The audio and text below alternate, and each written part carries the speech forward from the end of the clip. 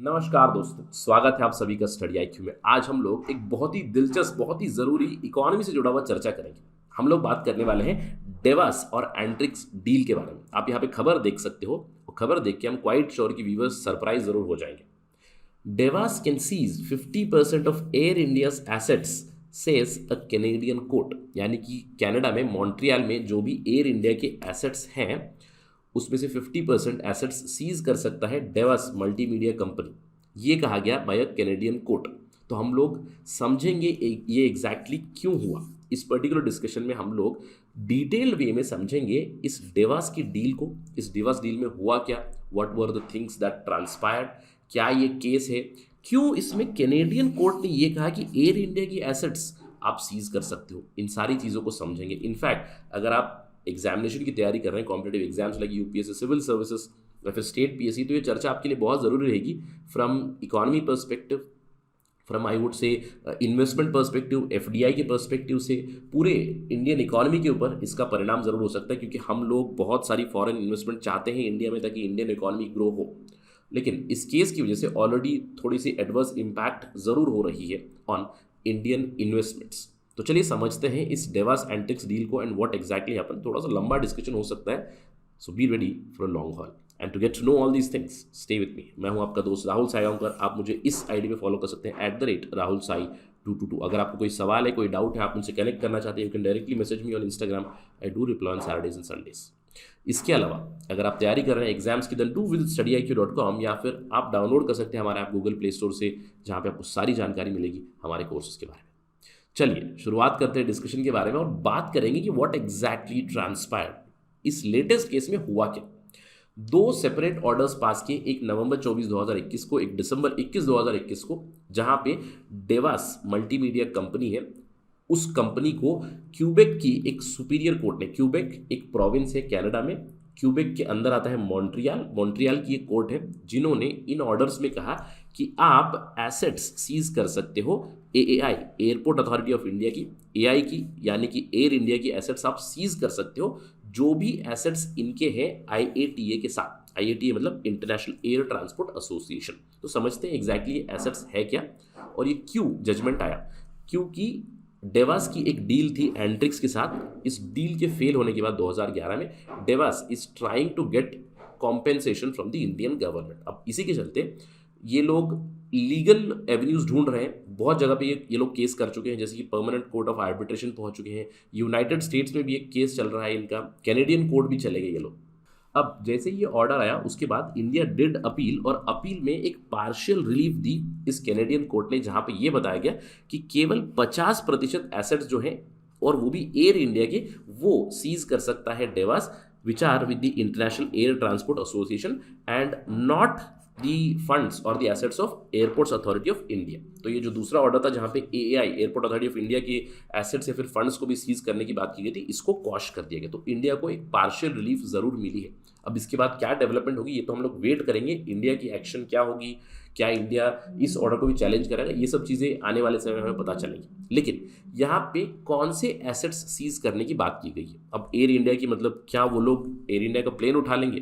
नहीं, क्योंकि हम जानते हैं कि एयर इंडिया की ऑलरेडी टाटास के साथ एक डील हो चुकी है। Air India is now going to Tatas, और जब भी ये डील होगी क्या टाटास के ऊपर कोई परिणाम पड़ेगा? सबसे पहली चीज़ नो, क्योंकि देखिए Tatas are immune from any sort of indemnity और एनी सॉर्ट ऑफ इशू जो पहले हो चुका है। अगर कोई लायबिलिटी है, कोई ड्यू है, कोई इंडेमनिटी है जो पहले एयर इंडिया की से थी, वो टाटास के ऊपर लागू नहीं होगी। ये ऑलरेडी डील में लिखा गया, ठीक है।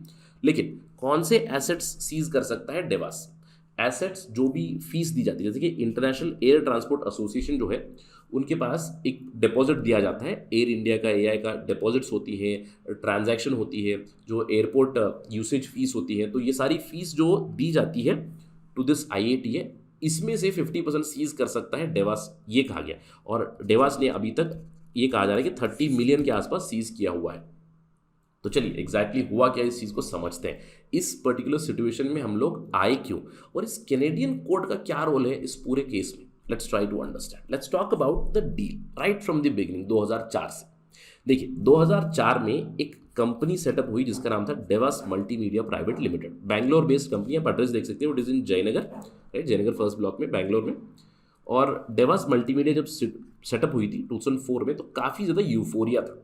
देखिए 2004 की बात करें, 2004-5 में इंटरनेट वॉज नॉट परवेजिव, हर जगह इंटरनेट नहीं था, इंटरनेट सर्विस प्रोवाइडर्स धीरे धीरे बढ़ रहे थे। तो डेवास मल्टीमीडिया ने एक डील की एंट्रिक्स के साथ। और आपको ध्यान रखना है ये डेवास मल्टीमीडिया जो है इंडिया बेस्ड कंपनी है। इसके जो पहले सीईओ थे इट वॉज जी चंद्रशेखर, और जी चंद्रशेखर इसरो में साइंटिफिक सेक्रेटरी थे वो, तो he was the CEO. In fact बहुत सारे बड़े बड़े नाम डेवास मीडिया के साथ जुड़े हुए थे। और ये क्वाइट ऑब्वियस सी चीज़ है क्योंकि एक बार कंपनी हिट कर जाएगी, छोटा सा स्टार्टअप था, तो कंपनी ने एंट्रिक्स के साथ, एंट्रिक्स क्या है, इसरो की कमर्शियल आर्म है, तो एंट्रिक्स के साथ डील साइन की। कब? 2005 में एंट्रिक्स के साथ डील साइन हुई, जहां पे ये कहा गया इसरो 2 सैटेलाइट लॉन्च करेगा और उन 2 सैटेलाइट से जो भी सर्विसेज होगी एस बैंड स्पेक्ट्रम एलोकेट करेंगे डेवास मल्टीमीडिया को, और डेवास इंडिया में इंटरनेट सर्विसेज को प्रोवाइड करेगा। ठीक है, और इससे डेवास पे करेगा एंट्रिक्स को, यानी कि इसरो के आर्म को $300 million over a period of 12 years. ये थी डील। अब देखिए काफ़ी बड़ी डील है। अगर आप 2005 में बात करेंगे, $300 मिलियन की डील बहुत बड़ी डील होती है। डेवास ने काफ़ी अच्छी डेवलपमेंट भी शुरू कर दी, और जैसे जैसे डेवलपमेंट होगी तो बहुत से लोग इसमें पैसे डालेंगे। इंडिया बेस्ड कंपनी है, बहुत सारे फॉरेन इन्वेस्टर्स ने यहाँ पे पैसा पंप इन कर दिया। क्यों? क्योंकि पोटेंशियल दिख रहा है, इंडिया बहुत बड़ा मार्केट है, इंटरनेट सर्विस हम लोग यहाँ पे प्रोवाइड कर सकते हैं, हम लोग भी पैसा बना सकते हैं। तो बाहर से काफ़ी पैसा पंप इन हुआ। तो क्या हुआ, चलिए बात करते हैं। देखिए 2005 में ही कैबिनेट ने भी इसको अप्रूव कर दिया। डील साइन होने के बाद उन्होंने कहा GSAT-6 और GSAT-6A 2 सैटेलाइट्स हम लॉन्च करेंगे, और इनमें से जो भी स्पेक्ट्रम एलोकेट होगी, जो मैंने आपको बताया यहाँ पे एस बैंड सैटेलाइट का स्पेक्ट्रम आएगा, वो हम लोग डेवास को एलोकेट करेंगे और डेवास इंडिया में इंटरनेट सर्विसेज प्रोवाइड करेगा। तो काफ़ी अच्छी चल रही थी प्रोग्रेस। 2005 से 2009 तक एंट्रिक्स यानी कि बेसिकली मैं कहूँगा इसरो और डेवास काफ़ी अच्छे से काम कर रहे थे। प्रोजेक्ट चल रहा था, डिज़ाइन चल रहा है, रिव्यूज़ हो गई, और जैसे जैसे डील आगे बढ़ रही है तो डेवास ने काफ़ी ज़्यादा फंडिंग भी पाई। बहुत सारे foreign investors they were lining up to put money in Devas. जैसे कि एक कंपनी है डॉइश टेलीकॉम जो बॉन में है, स्विट्जरलैंड में बेस्ड, उन्होंने पैसा डाला। इसके अलावा वेरिजॉन ने पैसा डाला, वेरिजॉन एक टेलीकॉम जायंट है बाहर से। इसके अलावा कोलंबिया कैपिटल ने पैसा डाला, बहुत सारे लोगों ने पैसा डाला। कुछ लोगों ने पैसा राउट इन किया मॉरिशियस से, तो they got more than $100 million of funding, right. In fact Devas का ये था कि 2010 तक they would reach $750 million worth funding. तो उनके पास $750 मिलियन का फंडिंग वो लाने की कोशिश कर रहे थे और धीरे धीरे प्रोग्रेस भी कर रहे थे। इनफैक्ट 2010 में डेवास मल्टीमीडिया ने ये कहा कि वी आर रेडी, हम लोग अभी रेडी है GSAT-6 और GSAT-6 के लॉन्च के लिए और उसकी सर्विसेज को इस्तेमाल करने के लिए। जैसे ही इसरो गो हेड देगा तो हम लोग ये यूज़ करना शुरू कर देंगे। लेकिन तभी एक बहुत बड़ी डेवलपमेंट हुई। आपको याद होगा 2010 में कॉम्प्ट्रोलर एंड ऑडिटर जनरल की एक रिपोर्ट आई, 2G स्कैम की रिपोर्ट पार्लियामेंट में सबमिट हुई, और 2011 में कुछ ऑडिट रिपोर्ट की लीक्ड चीज़ें बाहर निकली। The audit report was leak, जिसमें यह बताया गया there were number of potential irregularities including financial mismanagement, violation of standard operating procedures etcetera. कुछ धांधली है, इस तरह की लीक हुई न्यूज़। उसके बाद यूपीए सरकार ने कैंसिल कर दी थी। यानी कि 2005 में आपको पता है 2005 में यूपीए 1, 2011 में it was UPA 2। Basically UPA 2 ने इस डील को कैंसिल कर दिया साइटिंग फोर्स मेजॉर। अब ये फोर्स मेजॉर क्या होता है? अगर आप लॉ से अक्वेंटेड हैं, अगर आप कॉन्ट्रैक्ट लॉ को जानते हैं, तो फोर्स मेजॉर क्या होता है? एक कॉन्ट्रैक्ट आप वायलेट कर सकते हो citing force majeure. Force majeure means things getting out of your control, things out of anybody's control. Unavoidable circumstances हो चुके हैं जो आपके कंट्रोल में भी नहीं है, जो मेरे कंट्रोल में भी नहीं है, इसीलिए मैं डील कैंसिल कर रहा हूँ। तो 2011 में इतनी बड़ी डेवलपमेंट हुई।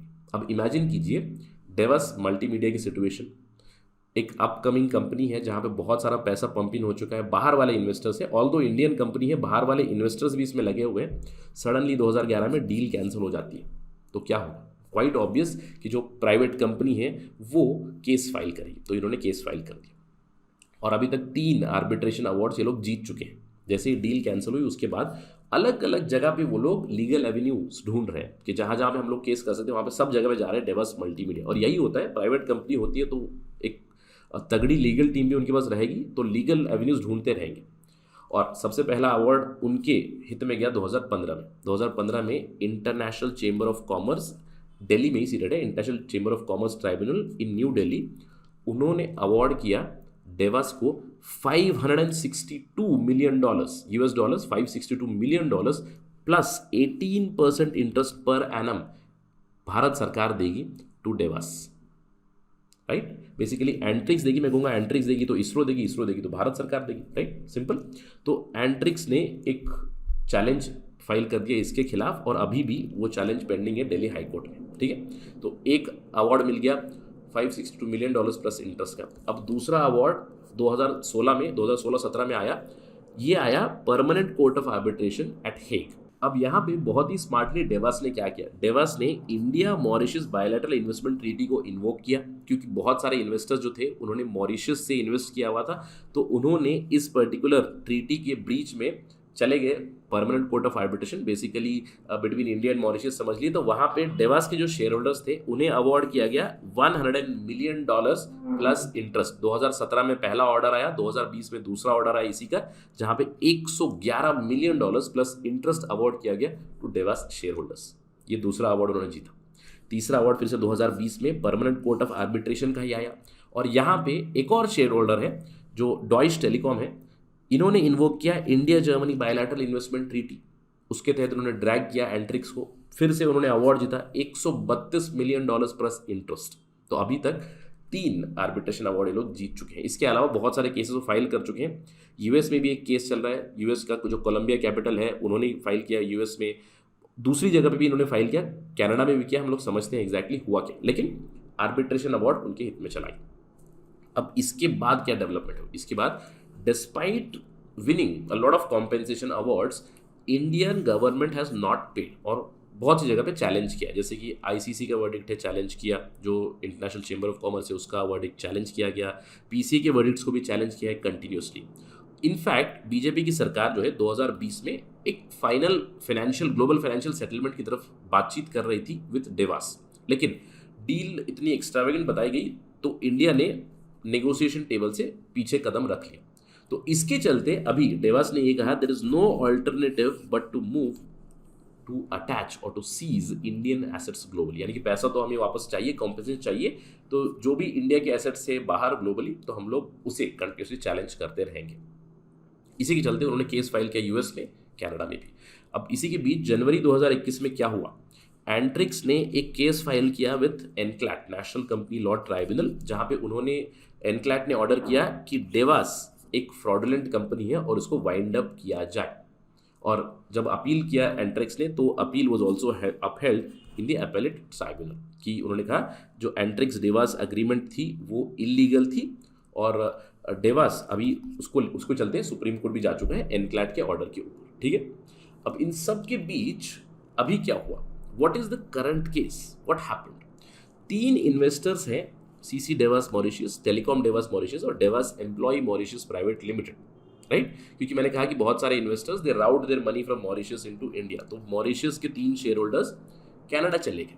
अब कनाडा में एक प्रोविंस है क्यूबेक में एक कोर्ट है मॉन्ट्रियल डिस्ट्रिक्ट कोर्ट, जून 2021 में वो चले गए, जहाँ पे उन्होंने ये बताया कि हम लोगों ने अवार्ड जीते हैं बहुत सारे। यहाँ पे उन्होंने इस पर्टिकुलर प्ली का बताया जो 2016 में अवार्ड हुआ था, India Mauritius bilateral treaty agreement में जो उन्हें अवार्ड मिला था $111 मिलियन का, उसको साइड करते हुए बताया कि हम चाहते हैं कि इंडियन गवर्नमेंट के जो एसेट्स है उन्हें हम सीज करें, क्योंकि वो 111 मिलियन कॉम्पेंसेशन हमें देने वाले हैं, क्योंकि उन्होंने डील कैंसिल की थी 2005 में। अब इस केस की हियरिंग हुई और इवेंचुअली मैंने आपको बताया कि 2 ऑर्डर पास किए गए नवंबर 24, 2021, दिसंबर 21, 2021 को, जहां पे पहले ये कहा गया कि एयरपोर्ट अथॉरिटी ऑफ इंडिया और एयर इंडिया दोनों के भी एसेट सीज कर सकते हैं, लेकिन एक रिवाइज्ड ऑर्डर में जो मॉन्ट्रियल बेस्ड डिस्ट्रिक्ट कोर्ट है उन्होंने कहा 50% of air India's assets can be seized by Devas as of now, और एयरपोर्ट अथॉरिटी ऑफ इंडिया के फंड्स नहीं सीज कर सकते हैं। ये जो ऑर्डर था इसको क्वॉश कर दिया, एक पार्शियल रिलीफ जरूर मिली है। तो अभी फिलहाल परिस्थिति कुछ इस तरह की है जहां पे डेवास इंडिया को ड्रैग कर रहा है in whatever court possible. US में केस चल रहा है, कनाडा में भी चल ही रहा है, कनाडा की कोर्ट ने ये कहा है, इंडिया ने इसको चैलेंज किया। इस ऑर्डर के बाद अभी तक सूत्रों के अनुसार ये पता चला कि गवर्नमेंट का रिस्पॉन्स क्या रहेगा we do not know, government will challenge this for sure. तो जो भी आगे होगा बात करेंगे। इंडिया के पास क्या विकल्प रह जाते हैं, देखिए इंडिया के पास विकल्प रह जाते हैं कि एक तो आर्बिट्रेशन अवार्ड को एक्सेप्ट करे, कॉम्पेंसेशन को पे करे, ये तो नहीं लग रहा है कि होगा। जिस तरह से गवर्नमेंट नेगोशिएटिंग टेबल से वापस आई थी, प्रॉबेबली थर्ड ऑप्शन के लिए जा सकते हैं, negotiate a separate deal with Davos. जो भी पैसा सेटअप करेंगे या फिर जो भी पैसा नेगोशिएट करेंगे, कुछ कॉम्पेंसेशन दे सकते हैं। और अभी जो ऑर्डर आया है, रिवाइज्ड ऑर्डर भी हो, जहाँ पे 50% एसेट को सीज करने की बात की है, उसे भी शायद चैलेंज करें। ऑल्दो गवर्नमेंट की तरफ से अभी तक कम्युनिकेशन नहीं मिली है मीडिया को किस तरह लीगली यहाँ पे एक्शन ली जा सकती है। बट इन सब चीज़ों का परिणाम क्या हो रहा है? What is the consequence of all these things? The consequence is India's image. ठीक है, इंडिया की इमेज इज बीइंग हैम्पर्ड। और यहाँ पे केवल एंट्रिक्स और डेवास की डील नहीं है, आपने बहुत बार सुना होगा, वोडाफोन की डील हो गई आपकी, कैन इंडिया की डील होगी, और अभी यहाँ पे डेवास एंट्रिक्स की डील आप बात कर सकते हो। इन सब चीज़ों से इंडिया की जो बिजनेस फ्रेंडली इमेज है वो एक डेंट ज़रूर खाएगी। इनफैक्ट इस पर्टिकुलर जजमेंट के बाद भी बहुत सारे foreign investors they are spooked right now. वो चाहते हैं कि इंडिया में बिजनेस फ्रेंडली या फिर बिजनेस पॉलिसी की एक कंटिन्यूटी हो, क्योंकि पुरानी सरकार ने कुछ किया, नई सरकार ने कुछ पॉलिसी बदली, तो हम लोग पैसा यहाँ पे कैसे डालें? हम लोग पैसा अगर इंडिया में डालना चाहते हैं तो लॉन्ग टर्म इन्वेस्टमेंट करना चाहते हैं, तो हमें पॉलिसी सर्टेनिटी चाहिए। पॉलिसी सर्टेनिटी में अगर कुछ विवाद हुआ, कॉन्ट्रैक्ट अगर ब्रीच हुआ, तो दोनों मिलकर या तो इंडियन कोर्ट्स की जो भी डिसीजन रहेगी उसको मानेंगे या फिर इंटरनेशनल आर्बिट्रेशन के लिए जाएंगे। कुछ इस तरह की क्लैरिटी चाहिए, और इसके चलते स्पूक जरूर हो चुके हैं इन्वेस्टर्स। तो इसके ऊपर जब भी डेवलपमेंट होगी तो हम लोग और भी चर्चा करेंगे। लेकिन इस पूरे डिस्कशन में एक डाउट जरूर आता है। What is the doubt? I have a doubt कि भैया how can a Canadian court rule that Indian assets in Montreal can be seized? इसका मतलब क्या है कि अगर मैं कल, अगर समझ लीजिए मैंने कुछ इन्वेस्टमेंट किया है यूएस में, तो कल मैं अपने घर पे जहाँ पे मैं रहता हूँ अपने डिस्ट्रिक्ट कोर्ट में जाके यूएस के खिलाफ केस कर सकता हूँ क्या? ये सवाल ज़रूर उठ जाता है। देखिए क्यों होता है। नॉर्मली जब भी हम लोग बिजनेस करते हैं तो स्टेट इम्यूनिटी तो होती है। State immunity is well established principle. International law में ऐसा है कि जो एयर इंडिया है, एयरपोर्ट अथॉरिटी ऑफ इंडिया है, इनके एसेट्स जो दूसरे देश में रहेंगे, स्टेट के पर्सपेक्टिव से इम्यूनिटी मिलेगी। यानी कि अगर कोई फेडरल लॉ है, फेडरल इंस्टीट्यूशन कोई है जो एक्शन लेना चाहता है, तो it can not, because there is a legal immunity. लेकिन इंटरनेशनल एरिना में एक लूपहोल है, और लूपहोल है म्युनिसिपल सिस्टम्स। और कई देश है जहाँ पे वो लोग अपनी लोकल कोर्ट्स हो, डिस्ट्रिक्ट कोर्ट्स हो, म्युनिसिपल कोर्ट्स हो, उन्हें बहुत ज़्यादा पावर दे चुके हैं। In different countries there are different measures, और कनाडा में भी ये लूपहोल है जिसको डेवास अभी इस्तेमाल कर रहा है।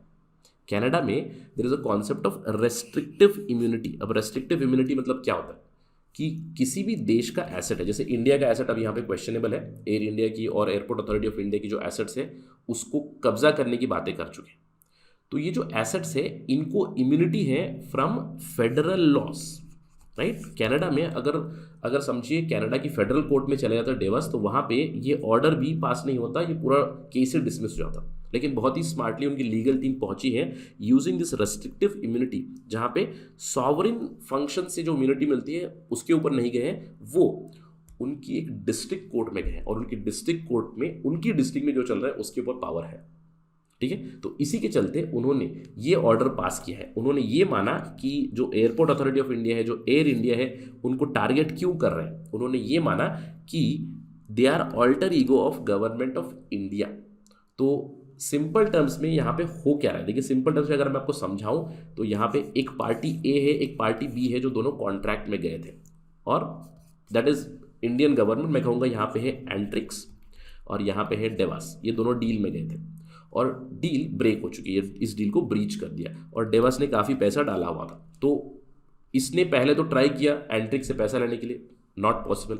और एंट्रिक्स किस गवर्नमेंट के अंडर आती है? इंडियन गवर्नमेंट के अंडर, क्योंकि इसरो इंडियन गवर्नमेंट का है, इसरो का ही आम है एंट्रिक्स। तो इंडियन गवर्नमेंट के पास गए, then there is no compensation, no solution, तब जाके ये लोग पहुंचे हैं बाहर। They have gone to country X, जहां पे इंडिया के एसेट है। अब ध्यान में रखिएगा, एंट्रिक्स के एसेट यहां पे नहीं है, इंडिया के एसेट्स कंट्री एक्स में है जिसको सीज करने की कोशिश कर रहे हैं, और ये क्वाइट पॉसिबल है through the concept of restrictive immunity. In many countries it happens, right. तो इसी के चलते Canadian courts have passed an order. अभी आने वाले समय में देखते हैं कि कैसे इंडिया लीगली इस केस को लड़ता है, क्या होगा एंट्रिक्स और डेवास की इस डील में, कितना कॉम्पेंसेशन मिलेगा, what would be the solution. अगर कोई खबर आएगी तो will talk about it as soon as possible on study IQ। That is it from my side. Thank you for watching this. जय हिंद।